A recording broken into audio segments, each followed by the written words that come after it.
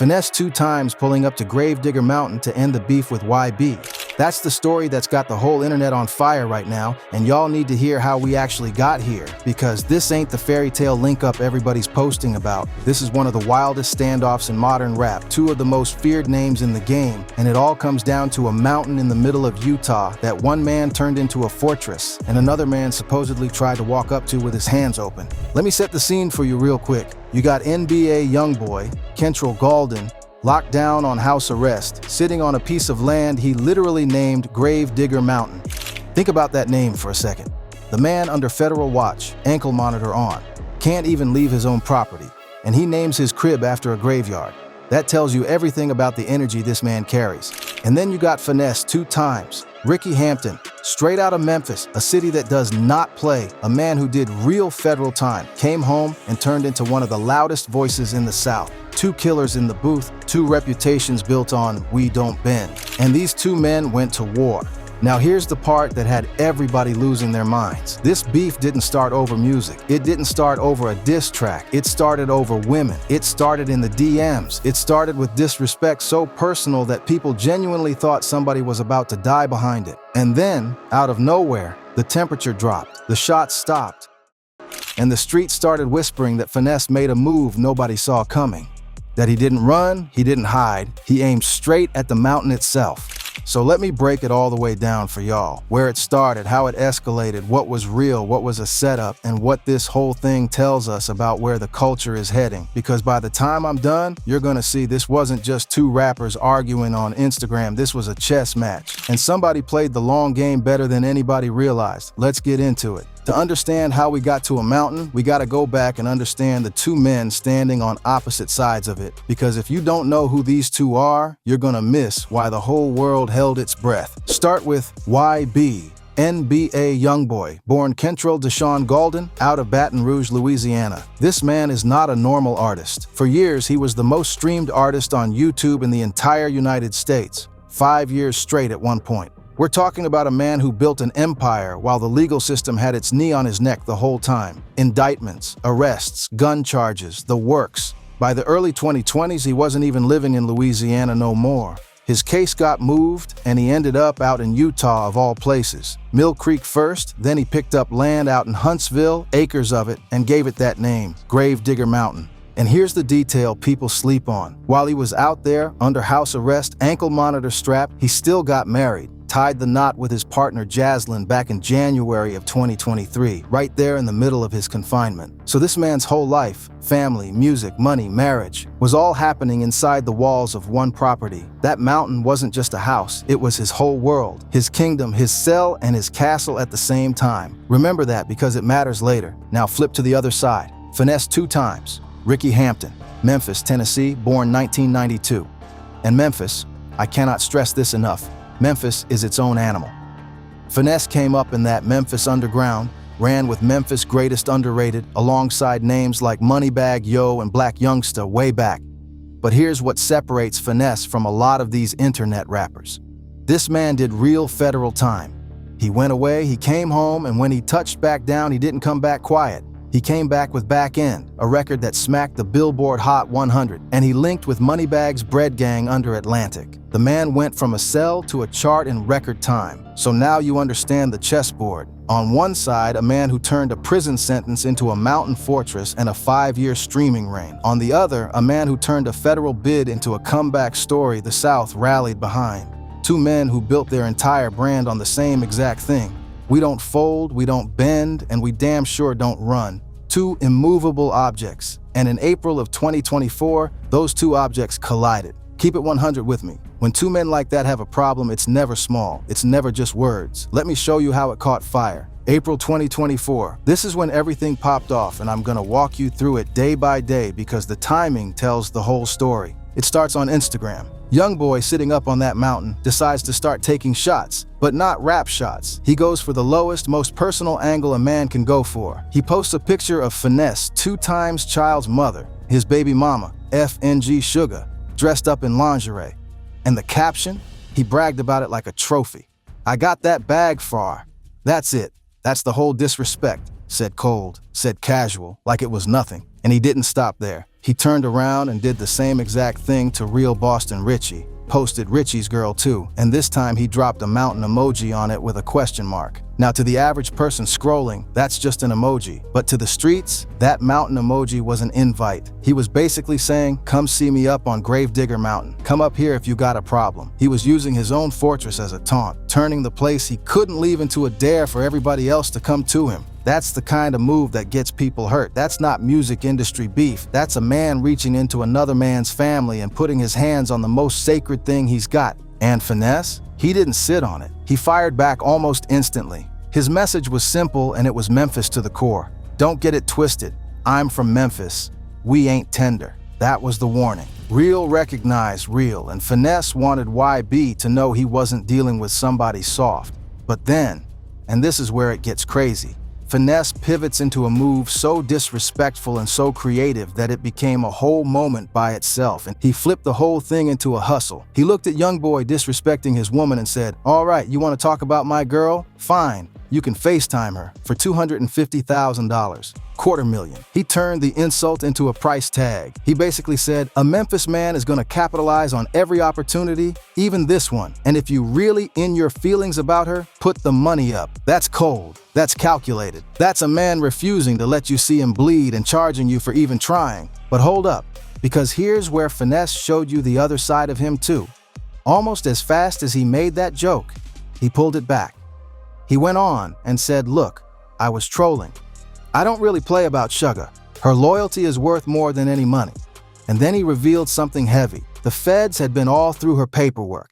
They were pressing her, trying to get her to fold on him, trying to break her down to flip on her own man.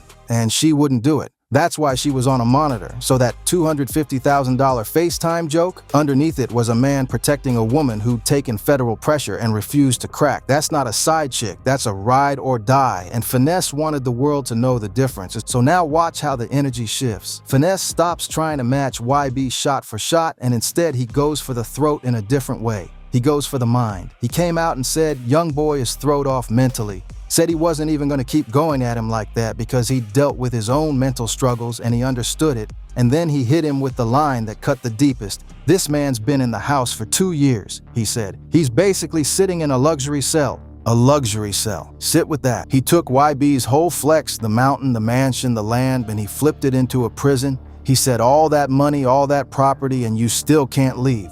You're still locked up, you just got nicer walls. That's the kind of shot that doesn't bruise, it scars. And of course, Youngboy heard it and he exploded. He came back with that venom only he can bring, telling Finesse he sounded like one of the women he'd kicked out, refusing to give him an inch of respect. The internet went absolutely crazy. Every blog, every page, every comment section, it was all this beef, all day for days. But here's what really happened underneath all that noise. And this is where everybody started missing the bigger picture. Because while the fans were picking sides and waiting for it to turn deadly, Finesse said one thing that should have told everybody where this was really going. He looked at the whole situation, the women, the disrespect, the back and forth, and he said it plain. Real gangsters don't go to war about women. Real gangsters don't go to war about women. Remember that line, because that one sentence is the hinge this entire story swings on. That's not the sound of a man gearing up for war. That's the sound of a man who already knows how this is gonna end. And it ain't with a body. Let me show you the turn. So here's where we arrive at the moment the title's all about, the mountain. Gravedigger Mountain. The story that's got everybody talking. That Finesse2tymes went up to YB's mountain to end the beef face to face. Now I'm gonna keep it all the way 100 with you because that's what this channel is built on. There was never a camera crew that filmed Finesse climbing up that mountain like it's a movie. Nobody dropped police footage. So anybody telling you they got the leaked audio of the sit down is selling you a story. But here's why this narrative caught fire and why it makes sense. And why, real or symbolic, it tells you everything about how this beef actually died. Think about the chessboard again. Youngboy can't move. He's on that mountain, ankle monitor on, federal eyes everywhere. He literally cannot come to Finesse. He's the one who threw out that mountain emoji. Come see me. He made the mountain the meeting point because it's the only place he can meet anybody. So in the street's imagination, and in the way this whole thing played out, the only way this beef ends in person is one way. Somebody comes to the mountain, and the man with nothing to prove, the man who already said real gangsters don't go to war about women, The man from Memphis who told you straight up he ain't tender. That's the man who'd have the stones to walk into the lion's den and squash it. That's the symbolism that lit the internet up. The idea of finesse, the one being disrespected, the one with every reason to keep firing, being the bigger man and going to his ops territory to call a truce. Because in the streets, that move ain't weakness. That move is the ultimate flex. Going to a man's own fortress on his own mountain and looking him in his eyes and saying, "We don't gotta do this," that takes more heart than any diss track ever could. That's a man so secure in who he is that he doesn't need the war. And here's where the dots start connecting. Because right when the temperature was at its absolute hottest, when fans were genuinely scared somebody was gonna get hurt, the shots just stopped. The energy flipped. Posts started going up suggesting the two had linked, that the smoke was clear, that it was squashed. One minute it's the worst beef in the South, the next minute people are posting that YB and Finesse done settled it. The whole thing cooled down almost as fast as it heated up. Now ask yourself the question a real one asks. How do two men who were just trading the most personal disrespect possible, baby mamas, mental health, luxury cells, how do they go from that to it's all good in a matter of days? Beefs that personal don't usually just evaporate, unless somebody made a move, unless somebody decided the war wasn't worth it and reached across, unless somebody went to the mountain, literally or in spirit, and ended it. But that's not even the craziest part. Because while everybody was busy debating whether the truce was real, a whole different theory started spreading. And once you hear it, you'll never look at this beef the same way again. Now here's where people started really connecting the dots, and I want y'all to put your detective hats on with me, because this is where it gets crazy. The theory that started going around was simple, but it shook everybody. What if the whole thing was a setup? What if YB and Finesse weren't ever really at war? What if they finessed the entire internet? What if this whole beef was a promo, a rollout, a way to get the whole world watching so they could drop a record or a visual and cash in off all that attention? And before you dismiss it, look at the evidence, because the pieces fit a little too clean. Number one, the timing. This thing blew up fast and died fast. Real beef with this level of personal disrespect usually festers for months, sometimes years. This one ran hot for days and then got quiet. That's not how real hatred behaves. That's how a marketing campaign behaves. Spike the attention, then convert it. Number two, look at the language they used. Even in the middle of the war, Finesse kept slipping in respect. He said he wasn't really going to go in on YB because of YB's mental health, because he'd been through his own struggles. He said real gangsters don't go to war about women. Who talks like that about a man they actually want to destroy? That's not a man at war. That's a man leaving the door open the whole time. Number three, and this is the big one.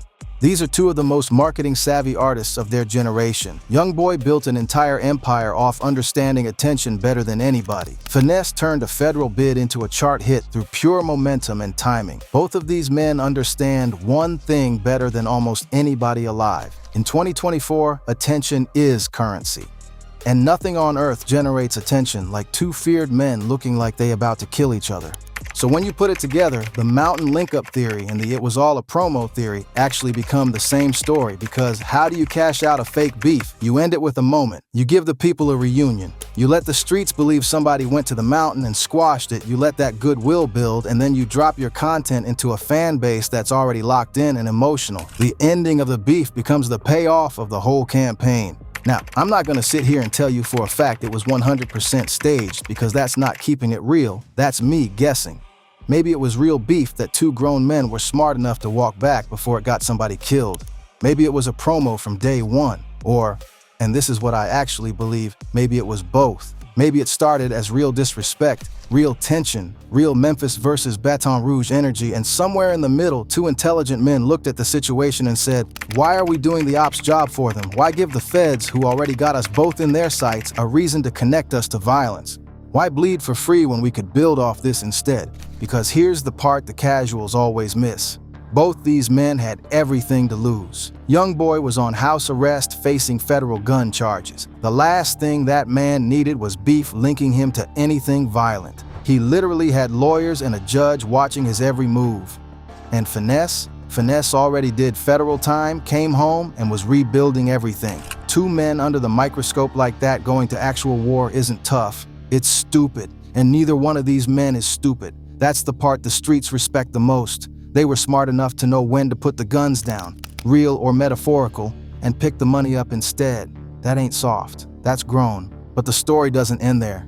Because what happened to young boy after all this is where the whole thing takes a turn nobody could have scripted. So the beef cools down, the internet moves on, and you'd think that's the end of the story, but that's not even close, because the universe had something planned for YB that turned this whole saga upside down. Let me give you the timeline. April 2024, right in the middle of all this drama, young boy gets booked into Cache County Jail in Utah, tied to a large-scale prescription fraud ring investigation. We're talking dozens of charges at the state level. Identity fraud, forgery, prescription fraud, the works. On top of that, his federal gun case is still hanging over him. So the man who turned his mountain into a fortress suddenly finds himself in an actual cell, not a luxury one. Remember Finesse's words? He's basically in a luxury cell. Months later, YB went from the luxury version to the real version. The streets don't forget irony like that. Then it gets heavy. By the end of 2024, young boy takes plea deals, pleads guilty on the federal firearms side, gets sentenced to almost 2 years plus probation and a fine, takes no contest pleas on a stack of the state charges with another fine attached. The man who'd been dodging the system for years finally had to take the hit. It looked like the Mountain King's reign was finally getting interrupted for real. But here's where it gets crazy, and this is the kind of plot twist you can't make up. In April of 2025, young boy gets released, and then, just weeks later, on May 28, 2025, boom, pardoned by the President of the United States. Donald Trump granted NBA YoungBoy a full pardon, part of a wave of clemency that week. The man who built a mountain named after a graveyard, who beat case after case, who survived house arrest and federal charges and a whole social media war, he walks out the other side not just free, but pardoned at the highest level in the country. And after his release, reports came out that heavily armed private security was posted around his property. The king went back to the mountain. Think about the full arc here. While he was beefing with Finesse, talking down from that mountain, taking shots at another man's family, he himself was weeks away from being booked into a real jail. And the man who clowned him for being in a luxury cell had no idea YB was about to trade it for a County 1, do real time, and then come out the other side with a presidential pardon in his hand. You can't write a comeback like that. And Finesse kept moving too, kept dropping, kept building, stayed on his Memphis grind. But the story between these two wasn't done, because fast forward to the end of 2025 and the whispers start again. Videos start dropping, suggesting Finesse2tymes reignited the beef with YoungBoy. The smoke that everybody thought was cleared, that supposedly got squashed on the mountain, started rising right back up. So whatever truce existed, whatever happened on Gravedigger Mountain, real or symbolic, it didn't hold forever, which honestly only feeds the theory even more. Because if it was a promo that ended in a fake piece, what's the natural next move when the numbers cool down? Restart the engine, reignite it, run the campaign back. That's the cycle, gang. That's the machine. And once you see it, you can't unsee it. So let me zoom all the way out, because this was never just about two rappers in a mountain. This story is a mirror, and it's showing us exactly where the culture is in 2025 going into 2026. And here's the real tea. We're living in an era where beef has become a business model. Back in the day, when two artists had smoke, it was dangerous, it was real, and sometimes, too many times, it ended in tragedy. We lost legends behind real beef. The whole culture still carries those scars. So when you see two of the most feared men in the game take the hottest, most personal beef possible and then walk it all the way back before anybody got hurt,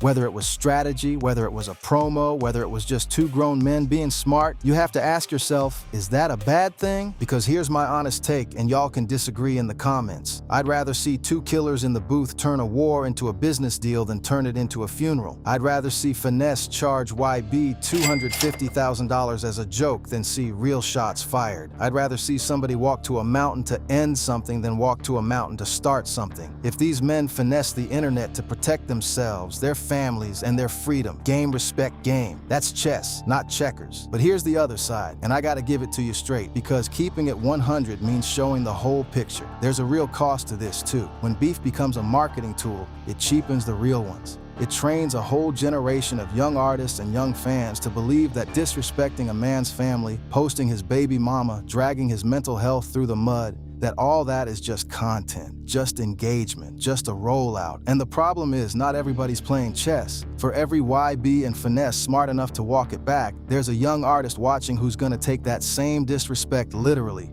and he's gonna pull a trigger because he thinks that's what the game requires. The blueprint these two ran is only safe in the hands of people smart enough to control it. In the wrong hands, it's a body waiting to happen. So which is it? Were they geniuses who beat the system at its own game, or did they pour gas on a culture that's already burning? The real answer is probably both, and that's what makes this whole thing so fascinating. These two men used the exact tools, the disrespect, the family shots, the fear that have gotten people killed, and they steered it into money and attention and walked away clean. That's either the smartest thing you've ever seen or the most dangerous, depending on who's copying it. And that's the question I want to leave y'all with. When Finesse went to Gravedigger Mountain, literally or in the streets' imagination or as the final scene of a campaign, what was he really doing? Was he the bigger man ending a war? Was he a businessman closing a deal? Or was he just the best chess player in a game where two men finessed the whole world watching?